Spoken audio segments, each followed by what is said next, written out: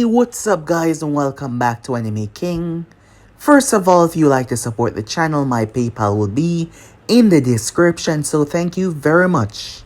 Now I'm back with part 7 of What If Naruto Was Born of Madara's Bloodline. Don't forget to get this one too. 100 like as usual. Share this to all of your friends on your social media platform. And also guys, don't forget to go ahead and check out the other channels if you're new. Yes, Anime King, Anime King 3, Anime Symbol, and even Anime Prince guys. So go ahead, check them out and become a part of the Anime King family. And also, don't forget to turn on the bell notification to see when I post, because I do post a hell of a lot. So without further ado or wasting any more time, how about we jump right into this brand new episode. Let's begin now guys.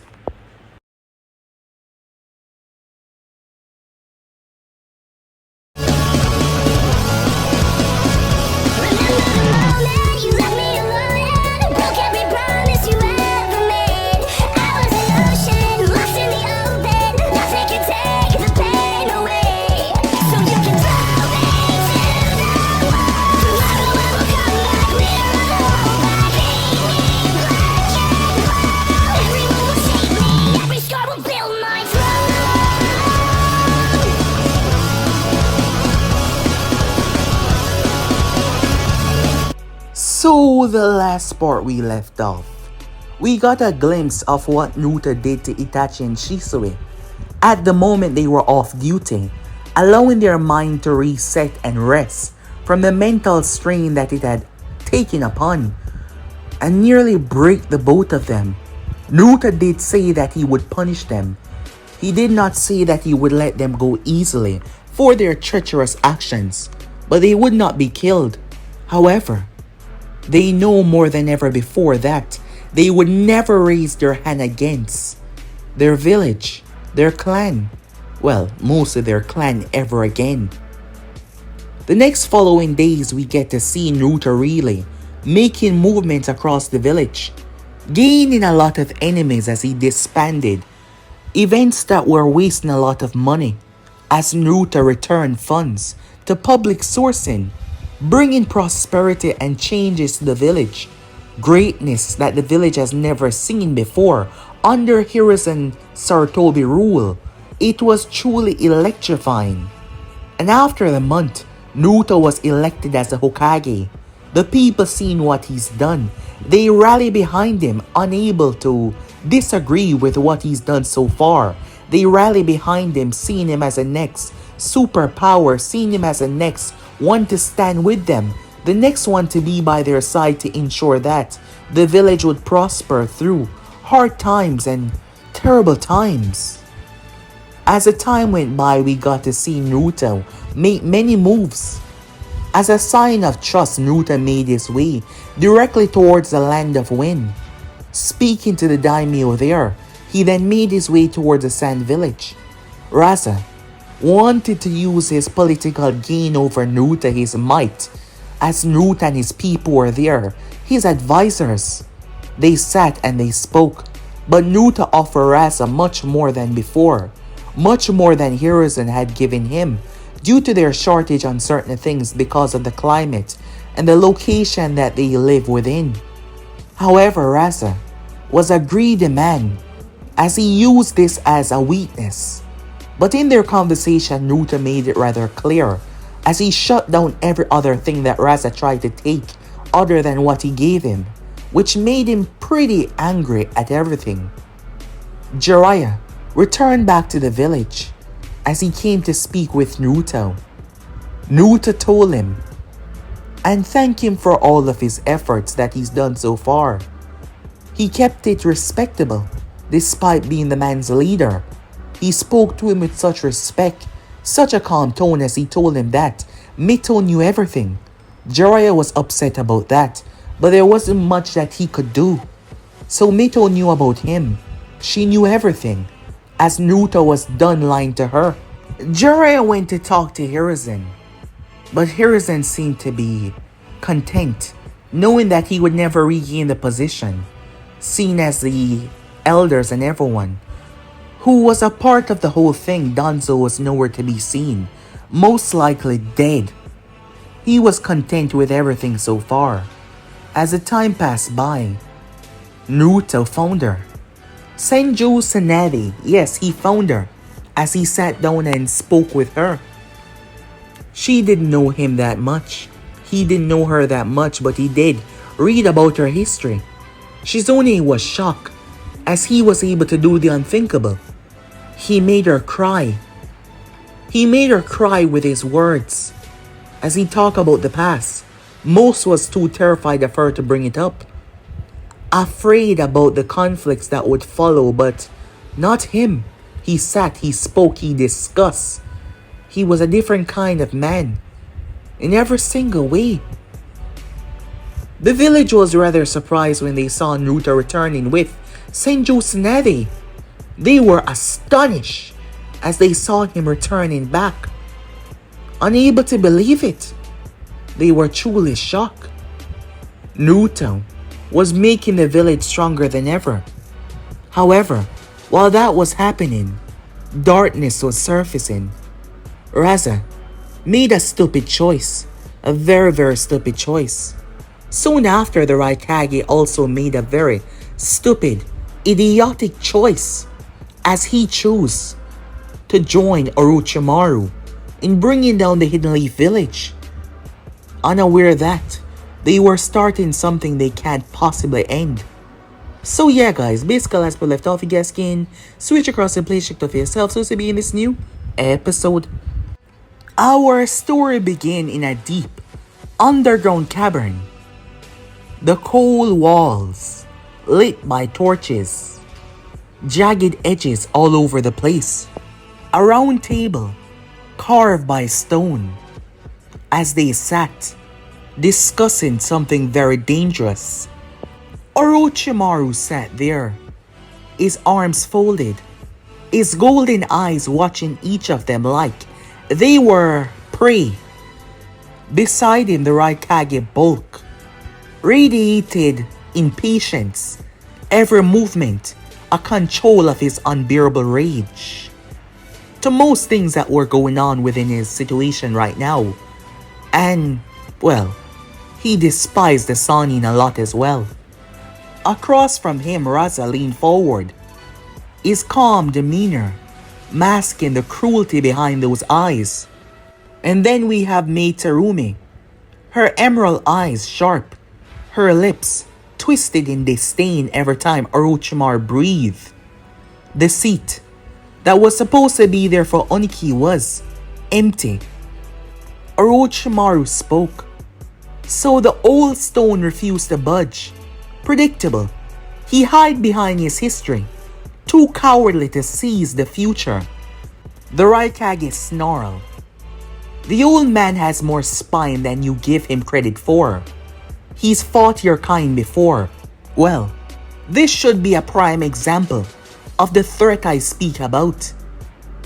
He has fought and seen Madara Uchiha, and now he's seen this boy, Naruto Uchiha. He knows where the true power lies, but his cowardness is holding him back. Flashback. Oniki, the teacher Kage, was alone within his chambers. He gazed towards the moonlight, descending upon his village, his mind replaying many old events. As he remembered those eyes, he remembered every single detail of those eyes when he gazed into the depths of darkness that day when Madara Uchiha came to try to control all the nations. The eyes that could bend reality itself.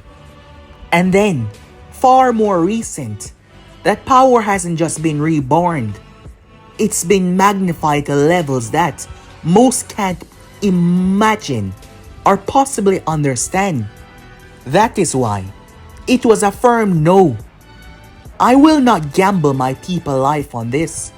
Too many sons, too many daughters are buried under the flag of my past pride and vengeance. He wanted no part of this. He saw something that the others did not see, and he wanted nothing to do with it. Back at the hidden location, Oniki's absence left the others a bit restless. Raza was cold as he spoke. Let him rot in his stone, he said. We move without him. The sand has no love for Konoha. Their Uchiha Hokage grows too bold. My intelligence say that the village is already unrecognizable. Crime purge, resources redirected, order enforced. Such rapid change, it unsettled the balance.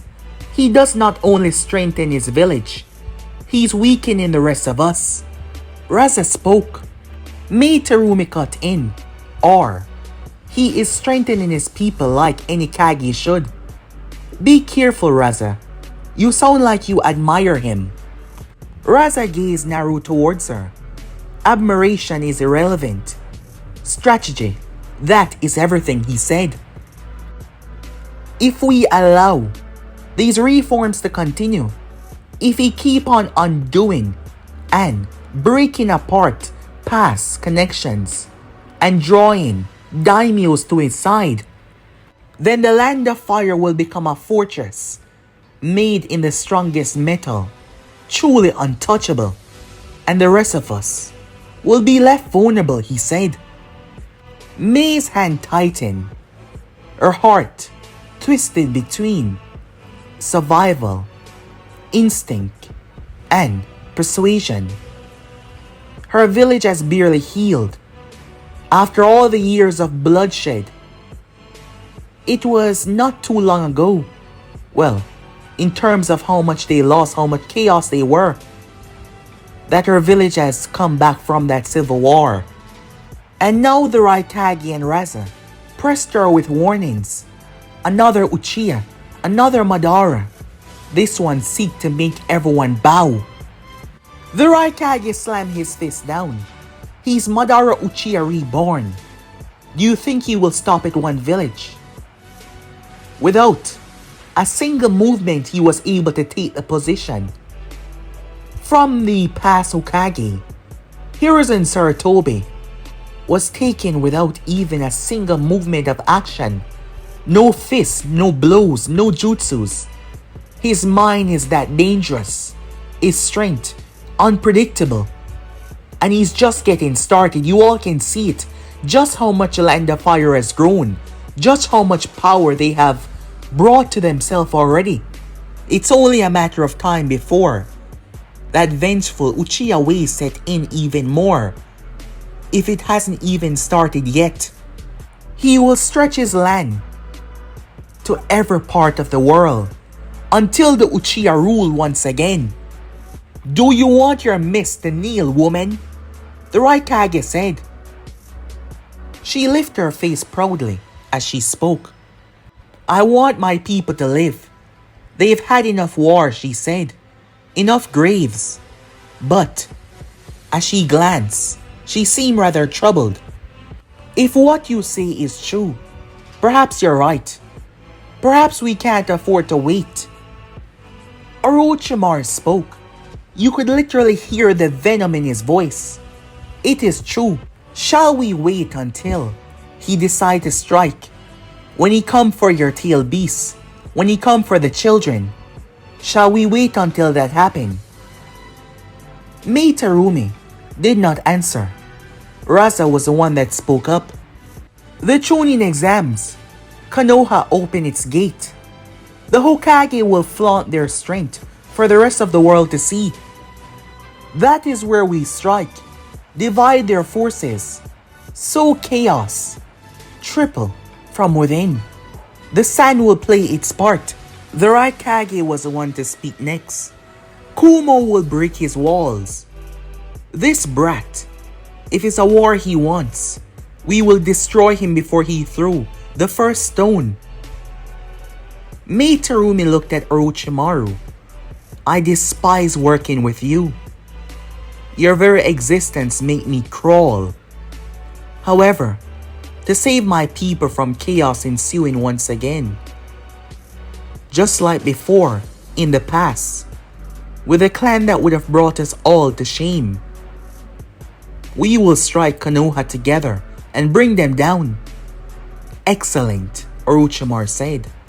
So it's all in agreement. We shall unite our forces, unite our power and bring Konoha to its knees. The Sannin smiled wickedly. Time skip. A man known as Suen. He had no choice. He devoured the hero's water. Upon doing so, he smiled. His body was electrified with power beyond his wildest imagination. In front of him stood one girl. He smiled. It's over for you, brat, he said. You're nothing compared to me. As he stepped towards her. I have to admit, you're strong. One of the strongest enemies I've faced so far, she said. Then again, you did steal that power. It doesn't belong to you. This whole goddamn village belongs to me. He shouted at her. I am the rightful leader, the rightful owner. That pathetic man over there, he gestured towards Shibuki, who struggled to get back to his feet, is nothing. I was the right leader, not him. Just because his father deemed him to be a leader does not make it right. Shibuki looked over. He apologized to the young girl, telling her to run away as he got to his feet. It's not your place to die here, he said. This is my home, and I shall fight for it. However, she placed a hand on his and smiled. You're a good leader, she said, and don't let anyone tell you otherwise. You did your best. This guy simply cheated. But don't you worry, we got this. Isn't that right? Suen snapped his head up as Sasuke Uchiha descended from the tree. Suen, though, created a blade made purely from water and swing, only for his arm to be grabbed by chains and yanked downwards. Now! Mito shouted outwards. Sasuke, draw for the kunai and slip. However, Suen smirked as he yanked the chains and grabbed Sasuke's arm and launched both of them away. He smirked as they both dropped to the side, but they got back up almost immediately. You fools, he said. Did you really think that would work? However, Sasuke smiled. We were just a distraction, he said. Suen saw the girl, pink hair, watching him from that top platform. As he noticed that, needles. She hit him with needles. He pulled them out though, throwing them away like they were nothing. You foolish child, did you... Suddenly he started to slow down, feeling something strange. What's wrong? Said Mito. Not feeling so good. Sakura jumped down, landing beside Mito. As Sasuke circled the man, his three-totem Sharingan, seeing it all. What have you done to me? Suen said. You should know something, said Mito. We're not just any normal team, and we're not just any normal brats. We were handpicked by the Hokage himself and trained by him personally. Suyen's eyes went wide as they rushed at him. Mito went through hand sign, wind style, great wind breakthrough. Behind him, fire style. Fireball jutsu, Sasuke launched a technique. Suen summoned his power and pushed it out, but nothing happened. He got burned and blown away. He spat blood as he fell to the ground. The next moment though, he started to swell. What is this? He shouted. What's going on? Shibuki said, as Sakura was the one to speak. those needles that he so carelessly pulled out. My chakra was laced with them. His body is overflowing with power right now, more than any normal person because his coils have been forcefully opened. So I simply shut them, she said. Normally, this wouldn't affect someone badly, except weaken their ability to use jutsu for a while. But given the amount of power that is going through him, it can't escape. Soon enough, she said. Suen started to swell and swell and swell and swell until... boom! Pure violent chakra. As they hunkered down, he erupted. He was ripped apart. Dead on the spot. This team was indeed something else. The Hokage himself had handpicked each and every one of them. Mito was always a candidate. Sasuke could have been placed on any other team and gotten along rather well. However, the close friendship with him and Mito served to be something that could be greatly magnified with their strength. They weren't just friends, they were rivals in every single area. However, Sakura Haruno, many were shocked. He came to the academy before they graduated. She and the others were taken out 9 months before their graduation. She was chosen, her parents were truly shocked. Naruto wanted to recreate something, just like the Third did. The Third had brought 3 members together and create the Sanins. Naruto brought 3 members together to create something much more powerful. You see, out of everyone in the class, Sakura had the greatest control. She was rough around the edges, in many different departments physical wise. However, 9 months could really change a person, as Naruto had turned her from a standard individual into a fully fledged kunoichi who has studied under many art and excelled in majority of them. Her chakra was limited in the beginning, which gave her great control, but even as her chakra expanded, her control did not waver. Naruto had saw that from the beginning, saw how remarkable she truly was. Many thought she was just smart, but that was not it.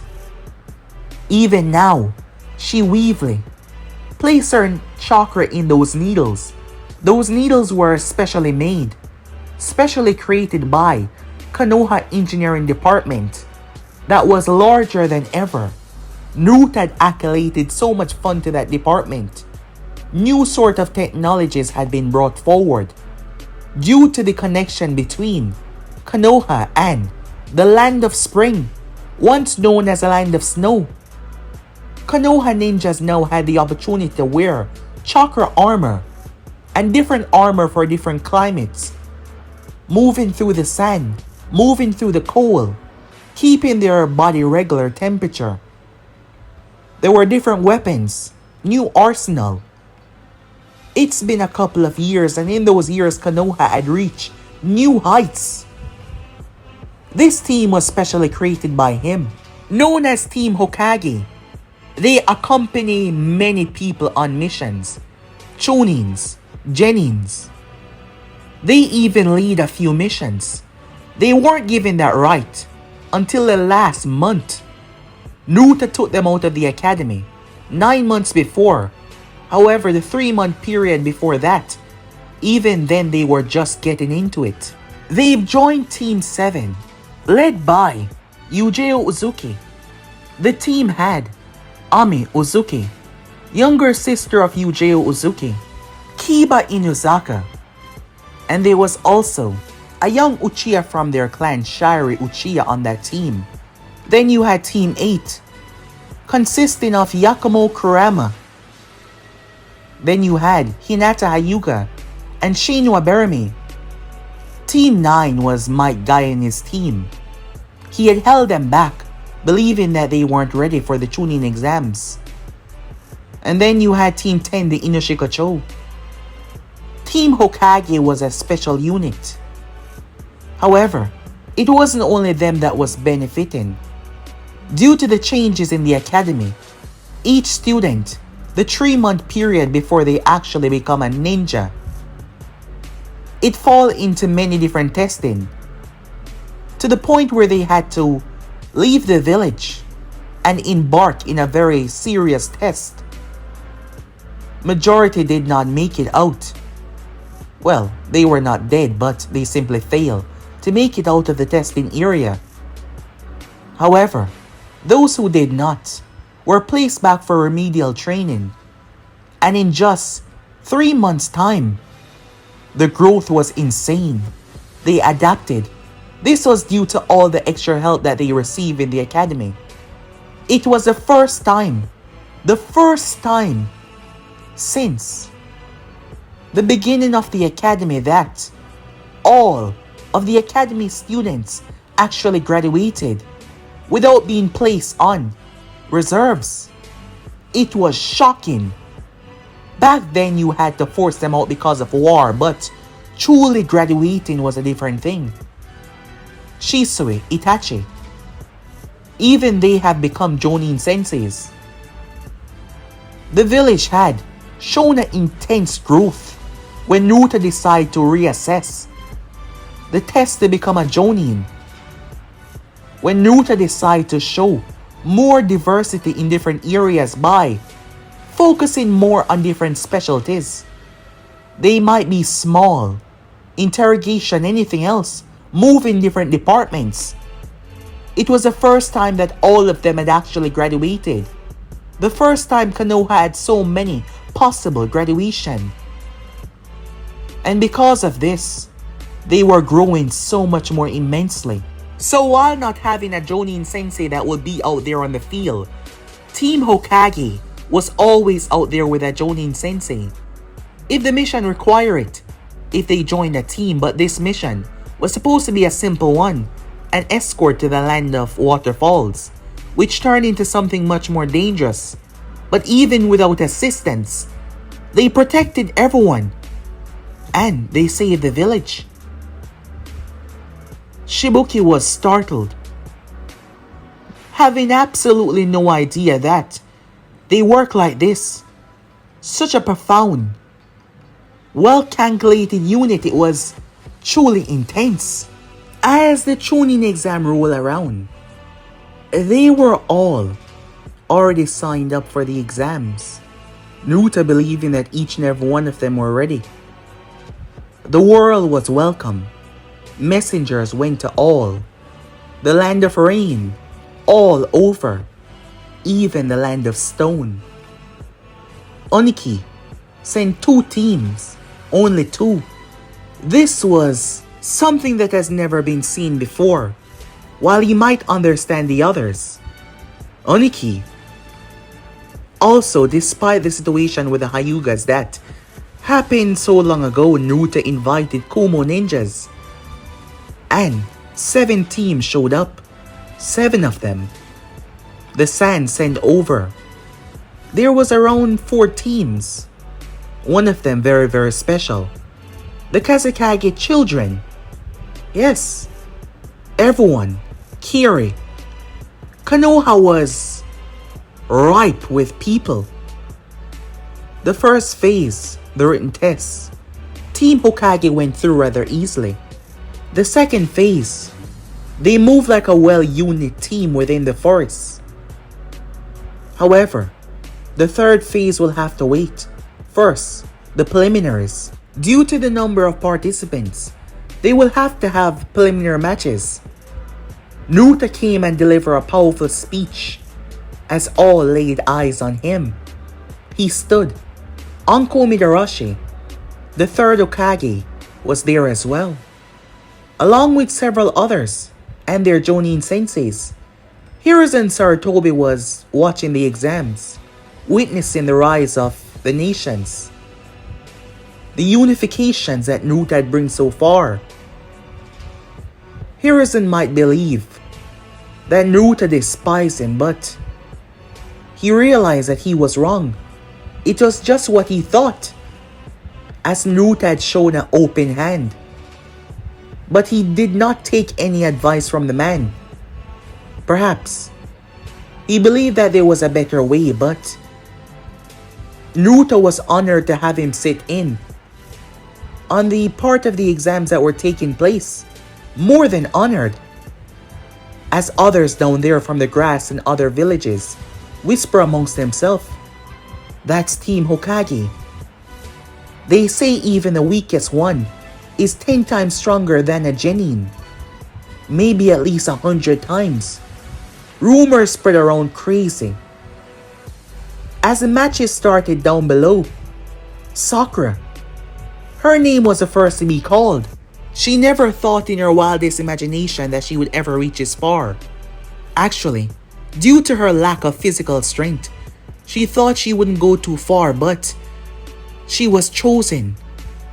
It made her feel happy to know that out of everyone else, Hokage chose her to be a part of this team. Her parents were so proud of her, and she intended to never let them down. Over the past year or so, she's witnessed bloodshed, chaos, and destruction. He's made them all see what the world was before and what they were striving to prevent, allowing them all to grow up, understand, learn, mature, to become more than just protectors. And here she was now. Her opponent was a burly guy from Kumo, bigger than her. He seemed much more powerful. He seemed rather adept in lightning. He smirked. "Easy win," he said. "Don't you worry, little girl. This will be over really quickly," he told her. However, as he came at her, she jumped away, throwing needles. He knocked them away, lightning coursing through his fists. She threw several more, but he burst right through them as she dropped a smoke bomb. But he burst through it and slammed his hand in her stomach, launching her to the wall. She slammed into it. Many were shocked that she was taken out that easily, when suddenly, the Kumo ninja hissed in pain. His hand, 3 needles were embedded in it. The Sakura on the wall poofing away. A shadow clone. There was absolutely no wasted chakra in her movements. He dashed at her as she ran straight towards him. What was she thinking? Was she suicidal? She could not take him in a fight. He threw his fists, but she simply smirked. "Got you," she said. He suddenly felt a sharp pain in his hand as the lightning backfired and crips his finger slightly. She used that to slip by him, in his legs, shoulder, knees. Everyone watching shock as she moved around him, critical, fast. He collapsed down, unable to function, unable to properly think as she threw a senbon in the back of his neck. The people saw it, the small fluctuation of lightning, his own distribution of power, affecting his brain not to kill but enough to scramble his thoughts. Boom, he collapsed face first. Done. The crowd was silent. The spectators also genins. The Jonin senseis all there to witness. Naruto smiled as she was declared the winner. She bowed politely and made her way to the stands. He stood with his team. He did not stand as a Hokage. He stood as a leader of Team Hokage, proud of each and every one of them, to how far they've reached. Mito was called after 2 fights. A grass shinobi with 2 twin blades foolishly rushed at her. She waited until he was close enough. He, on the other hand, believed that he knew what she was doing as he stopped and jumped away and threw the blades instead, only for the ground to erupt as chains wrapped around him and gripped him tight. She stepped by the blades, showing the chains that were coming from her back. What? When did she? She slammed him in the ground. It was over. The people were once again astonished to how quickly the match was ended. Sasuke was the second to the last fight. His opponent, Akumo Kunoichi, her blades crackling with lightning, showing just how adept Kumo shinobis were with their lightning affinity. She darted in. There was no taunts, no hesitation. She was ready to slice him apart, to show that she was stronger. However, he weaved and ducked through her slice when he suddenly caught her blades, both of his hands crackling with lightning, as he canceled out the effects, using the lightning to cushion the blow as well. She was shocked as she looked up. Damn it, she closed her eyes and jumped away, but as she landed, she fell into a dark pit. She started to panic as she looked around. She screamed as something moved in the darkness. In the real world, she fell, unconscious. That gaze that she made ended the match. Itachi Uchiha stood there, looking down at his younger brother, seemingly proud. Over the years, a lot has changed for Itachi. But even now, he still can't forget the strange ability that was behind those eyes. A single gaze from Naruto was enough to break Itachi's mind into pieces. Naruto rebuilt it. He rebuilt Itachi and Shisui's mind, but not without punishment. They would never move against their clan ever again. That was something that would never happen in this reality and any other for them. However, as they see the village and just how much has happened, they found themselves regretting their past choices so much, as he saw his brother smiling, accepting the crowd as they were gasping in awe and shock. The next match was Gaara, the sand boy, powerful and deadly. His opponent was a boy from the land of rain. He raised his umbrella, but he was trembling. He was terrified. The sheer bloodlust that was coming from Gaara was simply too much. Gaara was the first to spread blood all over the arena. Killing was allowed, but the brutality of it all, there was no hesitation, no holding back. He was ruthless, wicked. Time skip. What do you want?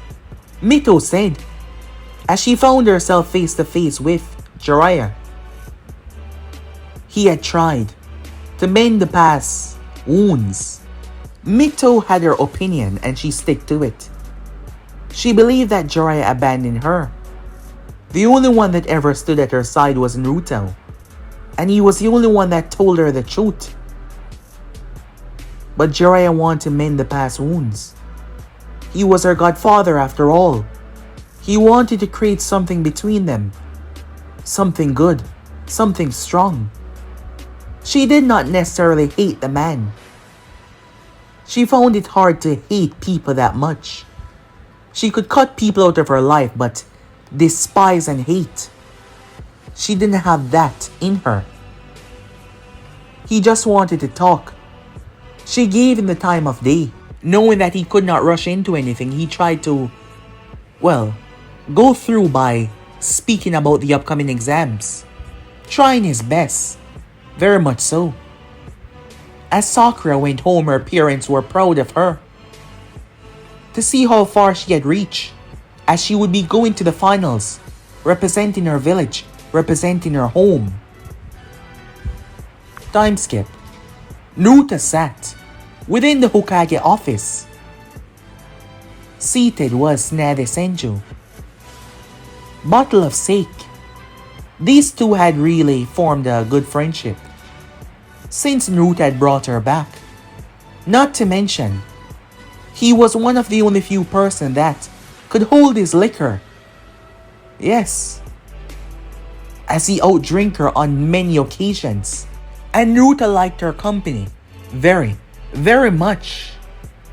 He liked to unwind, he liked to relax, enjoy the scenery. The years have been kind on him. Despite being Hokage, there was no stress line. No black bags under his eyes. He was efficient, always getting his work done.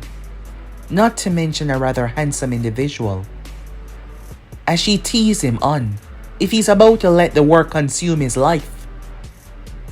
After all, there was many suitors out there that wouldn't mind taking a crack at him. She was a bit under her liquor as she spoke. She was surprised though when he said he had his eyes on someone. She questioned who it was, but it did not matter what she said, he just would not budge. But she will try her best to find out eventually. The village had to be prepared though. As they came, they all came.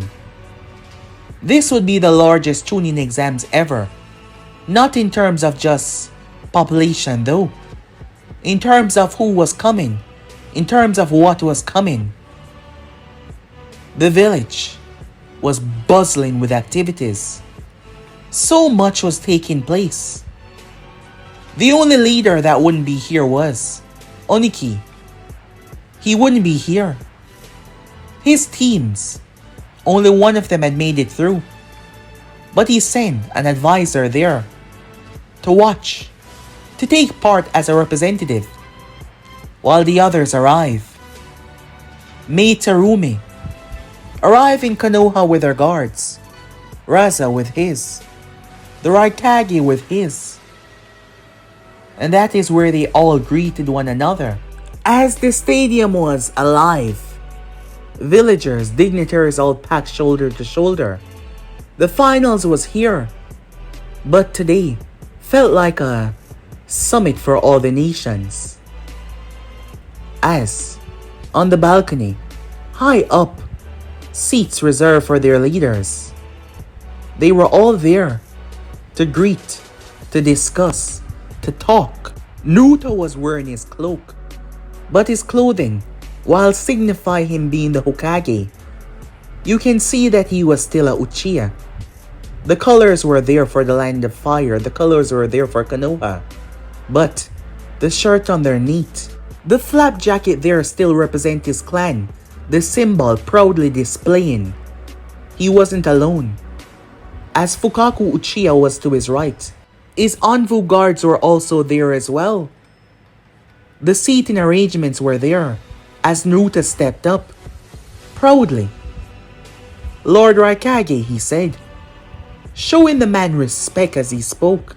It is an honor to meet the man, spoken as if lightning is given form. Welcome to Konoha, he said. The Raikage grunted. His gaze never softened.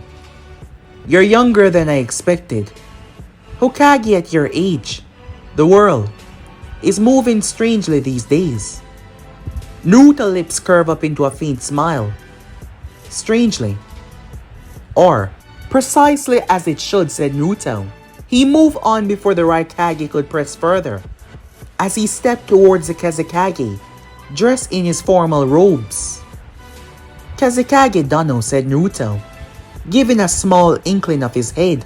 I truly hope today's exam will reflect the strength of both our villages, said Naruto. Raza did the same with that nod. We shall see, Hokage, he said, showing a small smile. We shall see. As Naruto stepped to the last one there, her auburn hair flowing downwards, her lip showing a spectacular smile. She was gorgeous. Mizukage-sama, said Naruto, bowing slightly lower than he had done for the others. Konoha, extend its hand to you in friendship. It seems fate has finally allowed us to meet in person. Though I've long heard about the fire and wisdom which you use to guide your people. Her smile brightened. Flattery suits you, Hokage-sama, she said. You're far more charming than I've been told. And younger. Well, we are not that far apart in age, I presume, she said. Her gaze lingered on him for a bit. It seems both of us had to shoulder heavy burden earlier than most. Naruto chuckled softly, his eyes showing such a calm look. Perhaps youth may be a burden, but it also leaves room to grow. to surprise. Wouldn't you agree? She tilted her head, studying him. The others, focusing very carefully on Naruto's words. As they remained calm, Naruto then turned, moving towards the central seat, his chair raised slightly more than the others. The right Kage took the left, broad shoulders dominating the space. Raza claimed the right, his attendants right beside him. Mei settled opposite of Naruto, her guards, standing at attention behind her, Naruto's own guards standing there. As they all gazed down. Well, let us see what the future has to offer. I hope you all have a wonderful viewing, he said. As he gazed downwards, as they all glanced towards him. Something seemed off. But they can't put their finger on it. He wouldn't know about what they were planning, but yet, he just seemed so calm. Or perhaps, he's just a very inviting individual that can lure you in and trick you with those eyes of his. Well, for now, let the Chunin exam begin, or the cover of the massacre that will take place in just a few minutes. But guys, be in subscribe right here. If you want to see the next part, you already know what to do. Like, subscribe, comment down below, and turn on that bell notification they posted. But enough now, peace.